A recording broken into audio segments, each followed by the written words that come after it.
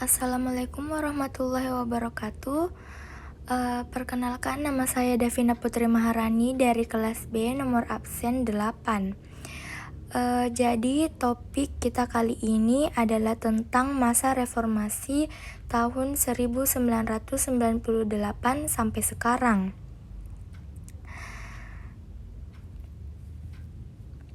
Tujuan pembelajaran diharapkan untuk memahami, menganalisis berbagai faktor yang menyebabkan terjadinya peristiwa reformasi 1998. Pengertian reformasi. Dalam bahasa Indonesia dijelaskan bahwa reformasi merupakan suatu perubahan terhadap suatu sistem yang sudah ada pada suatu masa.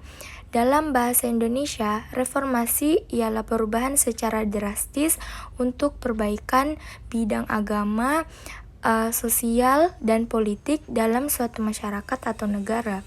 Atau juga bisa diartikan reformasi adalah susunan tatanan peri kehidupan lama diganti dengan tatanan peri kehidupan baru secara hukum menuju perbaikan. Jiwa reformasi yaitu 1. Dasar filosofi Pancasila, 2. Pola pikir yang objektif atau pejabat sesuai profesinya, 3.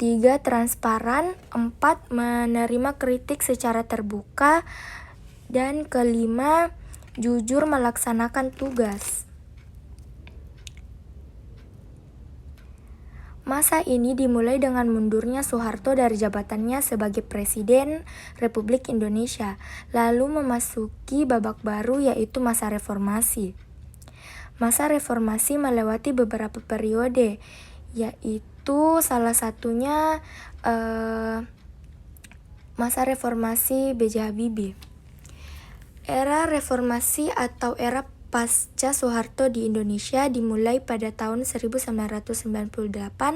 tepatnya pada saat Presiden Soeharto mengundurkan diri pada 21 Mei 1998 dan digantikan oleh Wakil Presiden saat itu B.J.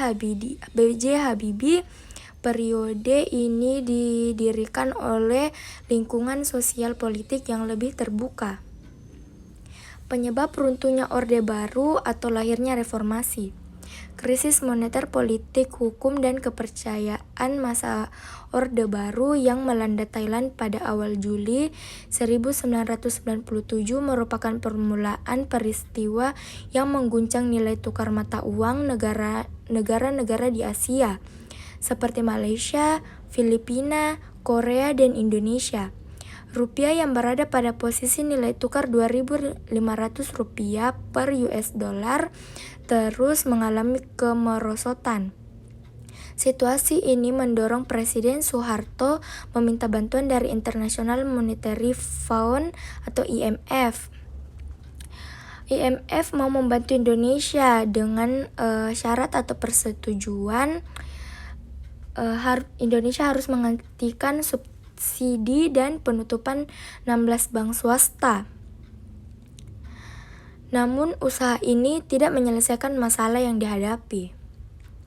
Upaya pemerintahan untuk menguatkan nilai tukar rupiah melalui Bank Indonesia dengan melakukan intervensi pasar tidak mampu membendung nilai tukar rupiah yang terus merosot.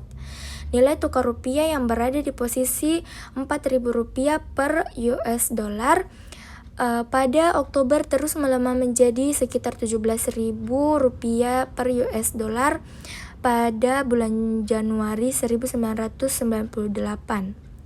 Kondisi ini berdampak pada jatuhnya bursa saham Jakarta, bangkrutnya perusahaan-perusahaan besar di Indonesia yang menyebabkan terjadinya pemutusan hubungan kerja PHK secara besar-besaran.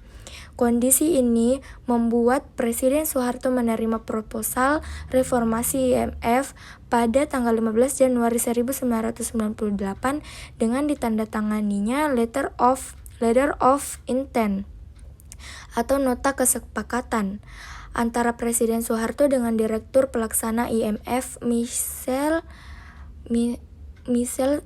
Camdesius Namun kemudian Presiden Soeharto menyatakan bahwa paket IMF yang ditandatanganinya membawa Indonesia pada sistem ekonomi liberal. Hal ini menyiratkan bahwa pemerintah Indonesia tidak akan melaksanakan perjanjian IMF yang berisi 50 butir kesepakatan tersebut. Situasi tarik-menarik antara pemerintah dan IMF itu menyebabkan krisis ekonomi semakin memburuk. Pada saat krisis moneter, politik, hukum, dan kepercayaan masa Orde Baru semakin dalam, muncul ketegangan sosial dalam masyarakat. Pada bulan-bulan awal 1998 di sejumlah kota terjadi kerusuhan anti-Cina. Kelompok ini menjadi sasaran kemarahan masyarakat karena mereka mendominasi perekonomian di Indonesia. Krisis ini pun semakin menjalar dan bentuk gejolak non-ekonomi lainnya yang membawa pengaruh terhadap proses perubahan selanjutnya. Sementara itu, sesuai dengan hasil pemilu ke-6 yang diselenggarakan pada tanggal 29 Mei 1997, Golkar memperoleh suara 74,5%, PPP 22,4%, dan PDI 3%. Setelah pelaksanaan pemilu tersebut, perhatian tercurah pada sidang umum MPR yang dilaksanakan pada Maret 1998. Sidang umum MPR ini akan memilih presiden dan wakil presiden. Sidang umum tersebut kemudian menetapkan kembali Soeharto sebagai presiden untuk masa jabatan 5 tahun yang ke-7 kalinya dengan B.J. Habibie sebagai wakil presiden. Dalam beberapa minggu setelah terpilihnya kembali Soeharto sebagai Presiden Republik Indonesia, kekuatan-kekuatan oposisi yang sejak lama dibatasi mulai muncul ke permukaan. Meningkatnya kecaman terhadap Presiden Soeharto terus meningkat yang ditandai lahirnya gerakan mahasiswa sejak awal 1998. Gerakan mahasiswa yang mulai mengkristal di kampus-kampus seperti ITB, UI, dan lain-lain semakin meningkat intensitasnya sejak terpilihnya Soeharto. Demonstrasi mahasiswa berskala besar di seluruh Indonesia melibatkan pula para staf akademis maupun pimpinan universitas.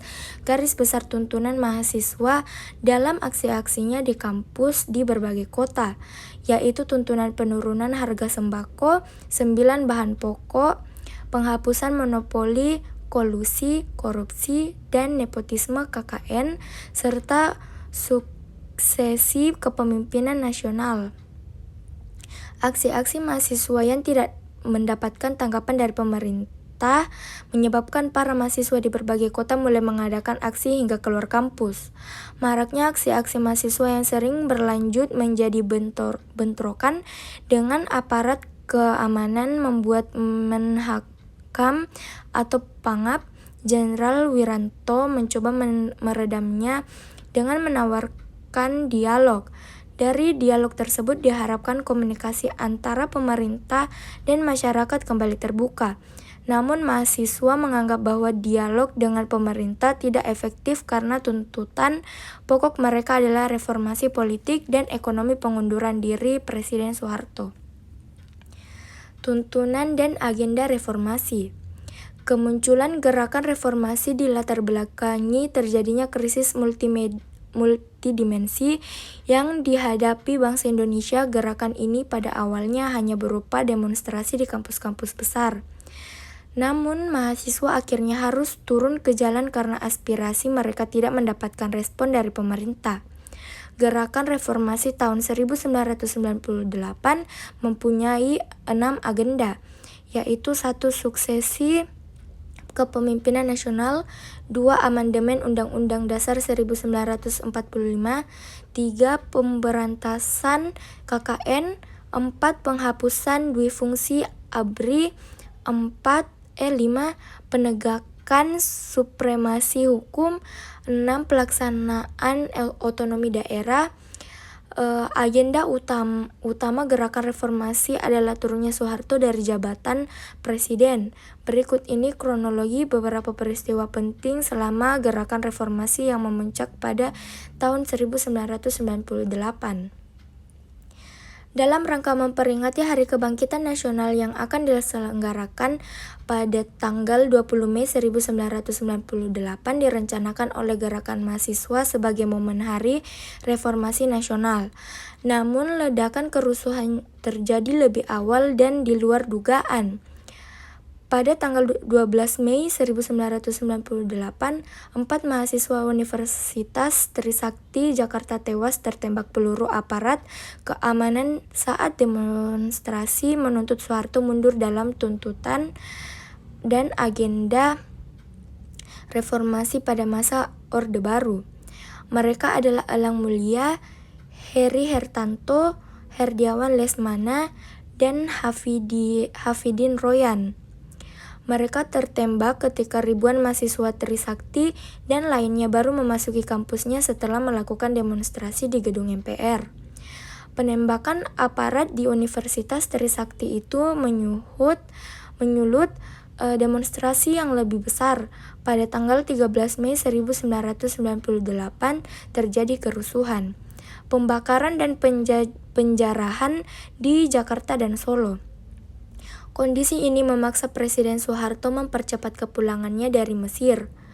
Sementara itu, mulai tanggal 14 Mei 1998, demonstrasi mahasiswa semakin meluas. Bahkan, para demonstran mulai menduduki gedung-gedung pemerintah di pusat dan daerah. Akhirnya, tanggal 18 Mei 1998, Ketua MPR atau DPR Harmoko meminta Soeharto turun dari jabatannya sebagai presiden. Untuk mengatasi keadaan, Presiden Soeharto menjanjikan akan mempercepat pemilu. Hal ini dinyatakan setelah Soeharto mengundang beberapa tokoh masyarakat seperti Nurcholish Madjid dan Abdurrahman Wahid ke Istana Negara pada tanggal 19 Mei 1998. Akan tetapi, upaya ini tidak mendapat sambutan rakyat dalam tuntunan dan agenda reformasi pada masa Orde Baru.